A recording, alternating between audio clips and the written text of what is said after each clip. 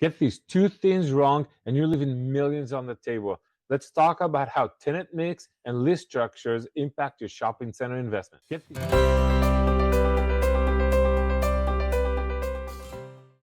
Hey everybody, Joseph Gazan with Eureka Business Group, your retail navigator for the Dallas-Fort Worth market. And today we're taking a deep look into two very important factors when investing in shopping centers. The first one is tenant mix. The second one is your lease structures. Let's get into it. So we'll start with tenant mix. Why is it so important, and what do we look for when we're dealing with a new tenant asking to come into our shopping center? You ask any landlord across the country, what do you want? What kind of tenant do you want in your shopping center? Their immediate answer would be, I want a national tenant. I want a national brand. And that's great. Don't get me wrong. National tenants and national brands bring thousands of people to your shopping centers, and they are critical for your success. But they're not everything. You want to create character. You want to create something more than just another one of those retail strips that everybody can go to and everybody see everywhere. How does that work? So we're looking at a mix of about 60 to 70% of your national retail, and we're looking at 30 to 40% of your local small business owners. Why is it so important? One of the hottest trends in 2025 in retail is experiential retail. People want to experience more than a transaction. The one thing that national retailers are expert at is getting your stuff and getting out, getting your food at McDonald's at 2 minutes or 3 minutes out the door. It's getting your cup of coffee from Dunkin' Donuts as you walk through. And here's a donut, by the way. Thank you so much for coming. It's all about speed. It's about efficiency. It's about the same experience every time you get to the store. That's what they build their brand on. But people want more these days. They don't want just the transaction. They want the experience. And most national retailers are not going to be able to provide that. That's why you augment those with the local business owners, the ones that bring more to the table, the ones that engage the community, the one that knows most of their clients by name and have that repeat business. You want those in your shopping centers as well. So your shopping center will have a well-rounded experience for the consumers, so they keep coming back to your shopping centers. And the more they come back to your shopping center, the more traffic in your shopping center, the more your shopping center seems attractive to the next business owner that wants to come to your shopping center and be a tenant. So how are we evaluating a tenant? Is it going to be good for our shopping center or not? It's not just about credit scores. It's not just about a balance sheet. It's about more than that. So what are we looking for? So this is what we do for our clients when we manage their shopping center or we help them lease a space in their shopping center. The first thing we're looking at is, what is the business model? What's going on there? Do they have a business plan? Are they a first-time business owner, or do they have already multiple locations and this would be an expansion? Are they shrinking down from a 5,000 square foot space and they're looking at our 2,000 square foot space?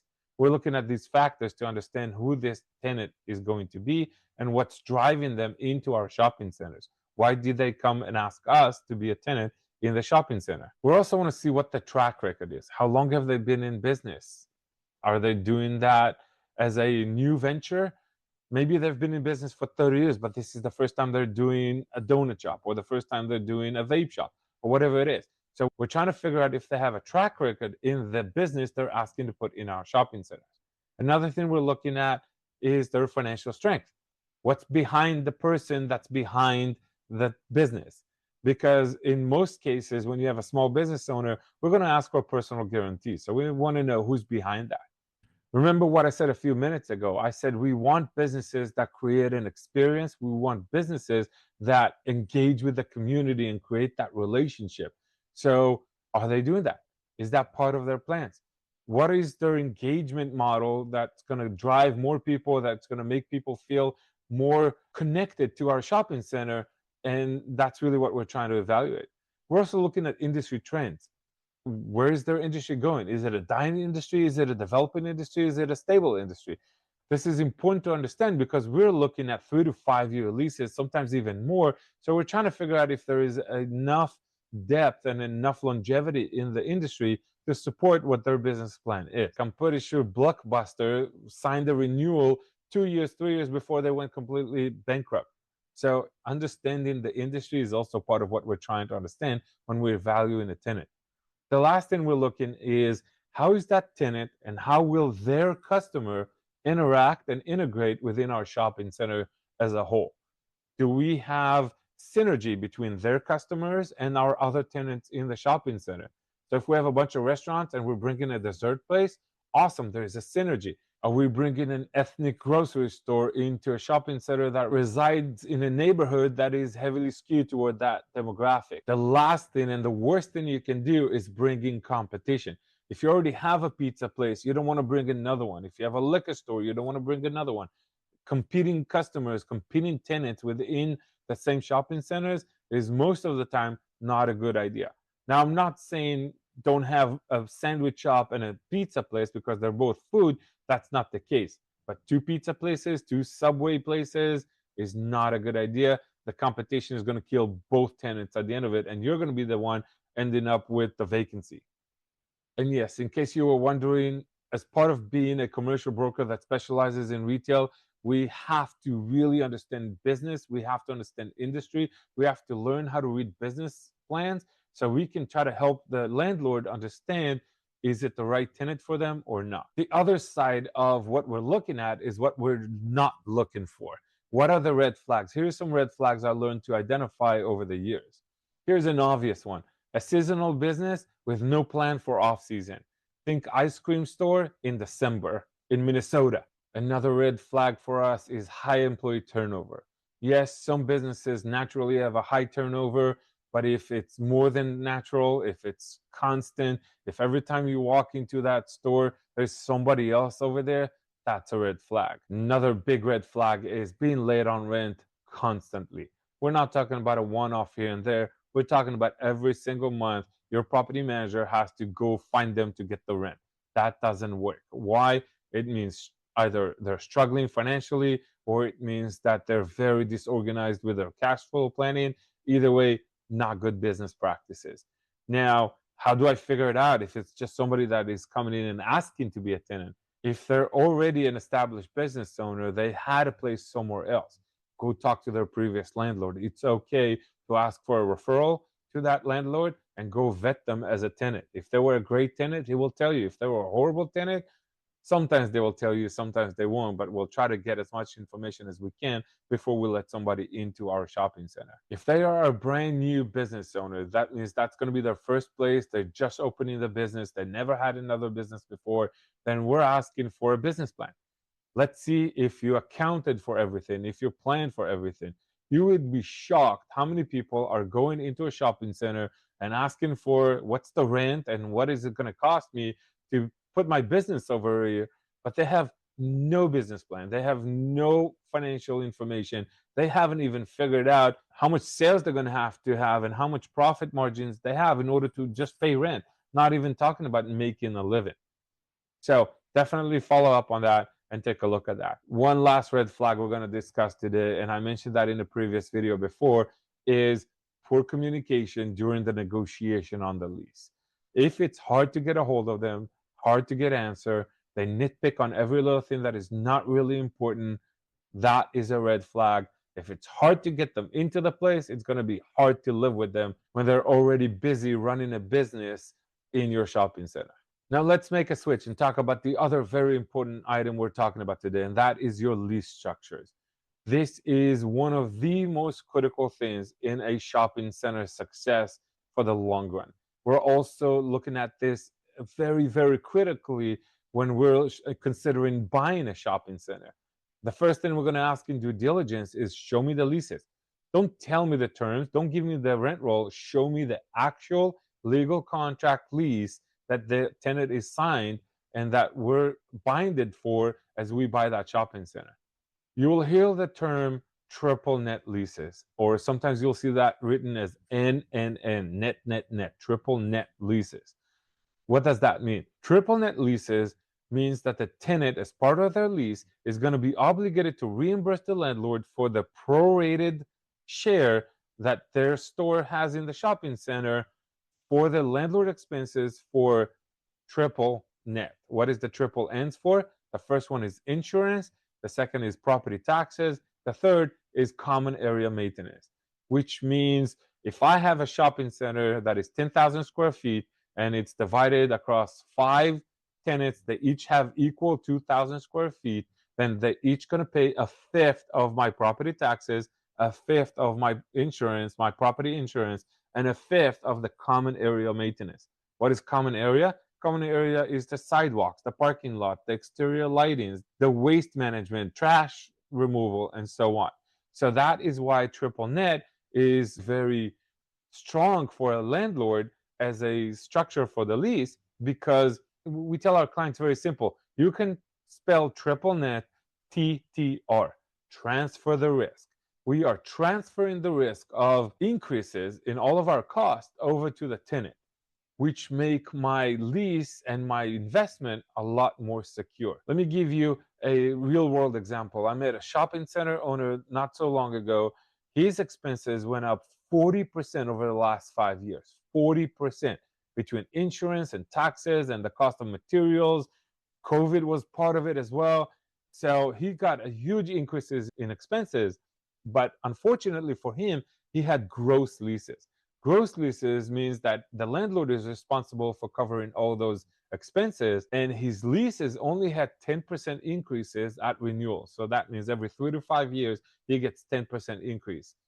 That made the profit loss, profit erosion over there non-recoverable until he changes that lease structure. Obviously, you kind of got the idea of we highly recommend triple net leases as the structure for your leases. But here's a few pro tips about what to do in your leases, regardless if it's triple net or not. Pro tip number one for structuring your leases in your shopping center is to stagger your leases. If all your leases are 3-year leases and all of them start in August of 2025 and end in August of 2028, you have renewals all happening at the same time. You have a high risk if one or two of them are moving. Now you have higher vacancy. You have a high risk of the fact that you're not seeing rent increases or not. Try to stagger your leases. Sometimes you don't have to make it an even number of years. So instead of having a 3-year lease, you can have a 38 months or a 40-month lease. That helps you shift a little bit the end date from being parallel with another tenant.